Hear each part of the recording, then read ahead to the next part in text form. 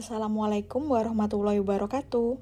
Perkenalkan, saya Herdianti Eka Pratiwi dari kelas PPGLJ nomor absensi 3 Politeknik Negeri Semarang. Kali ini kita akan mempelajari tentang beban listrik dinamis. Dalam sebuah gedung, penggunaan listrik tidak pernah benar-benar konstan. Kadang naik, kadang turun, tergantung aktivitas di dalamnya. Perubahan inilah yang disebut sebagai beban listrik dinamis. Beban listrik dinamis adalah beban listrik yang nilainya berubah-ubah seiring waktu dan penggunaan peralatan listriknya. Artinya, daya yang digunakan tidak selalu tetap. Saat banyak peralatan menyala, beban meningkat. Sebaliknya, ketika peralatan dimatikan, beban akan menurun. Hal ini sangat umum terjadi pada bangunan gedung seperti perkantoran, hotel, maupun apartemen. Beban dinamis terjadi karena peralatan listrik di gedung bekerja secara tidak bersamaan. Misalnya, di pagi hari saat aktivitas dimulai, lampu, komputer, dan AC mulai dinyalakan secara bersamaan. Hal ini menyebabkan lonjakan beban listrik. Pada siang hari, lift bekerja lebih sering karena mobilitas orang meningkat, sehingga konsumsi daya juga akan berubah-ubah. Sedangkan pada malam hari, sebagian besar peralatan dimatikan, sehingga beban listrik menurun secara signifikan. Perubahan ini berlangsung terus setiap hari sesuai pola aktivitas penghuni gedung.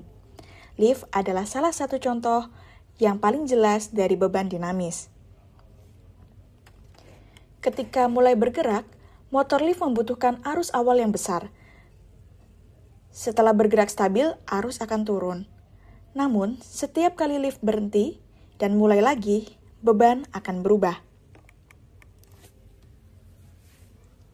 Sistem pendingin ruangan atau AC sentral juga merupakan beban dinamis.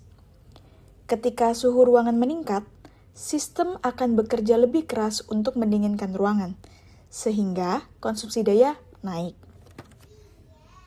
Namun, saat suhu sudah stabil, beban listrik akan menurun karena sistem bekerja lebih ringan.